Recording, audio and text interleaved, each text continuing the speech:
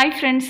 Mahanadi serial next ப்ரோமோவில் நம்ம விஜய் வெண்ணிலா வந்ததுமே எவ்வளோ பிரைட் ஆனார், எப்படியெல்லாம் சந்தோஷப்பட்டாருங்கிறத காவேரி பார்த்தாங்க. ஸோ ஃபைனலாக நம்ம காவேரியே விஜயை கூப்பிட்டு நான் இங்கேருந்து கிளம்ப வேண்டிய நேரம் வந்தாச்சு அப்படின்னு சொல்கிறாங்க. என்ன கான்ட்ராக்ட் பற்றி சொல்கிறியா? அதை நான் கிழிச்சு போடுறதுக்கு தான் வச்சுட்டு இருந்தேன். நீ ஏன் இங்கேருந்து போகணும்? பைத்தியம் மாதிரி வளராது அப்படின்னு சொல்கிறாங்க.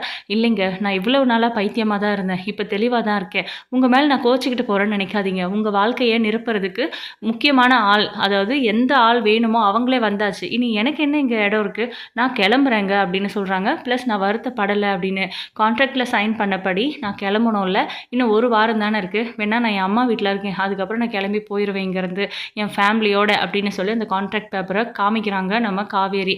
அப்போது விஜய் அதை வாங்கி கிழிக்க ட்ரை பண்ணுறாரு.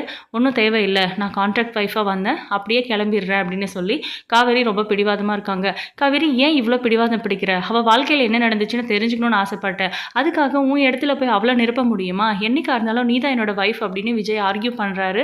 இதில் வாக்குவாதம் பண்ணுறதுக்கு எதுவுமே இல்லைங்க. எனக்கு தெரியும் உங்கள் மனசில் வெண்ணிலா தான் இருக்காங்கன்னு சொல்லி, அதுக்கு அடுத்து தான் நான் இருக்கேன்னு தெரியும். வெண்ணிலா இருக்கும்போது நான் இங்கே இருக்கிறது நல்லா இருக்காது, அது அவங்களுமே விரும்ப மாட்டாங்க. அவங்கள குணப்படுத்தி அவங்க கூட வாழ பாருங்க அப்படின்னு காவேரி வெளியே போகிறாங்க. ஆனால் விஜய் விடுறதில்லை. இதோட இந்த ப்ரோமோ முடியுது. ஃபைனலாக என்ன முடிவு எடுக்க போகிறாங்க ரெண்டு பேரும் வெயிட் பண்ணி பார்க்கலாம்.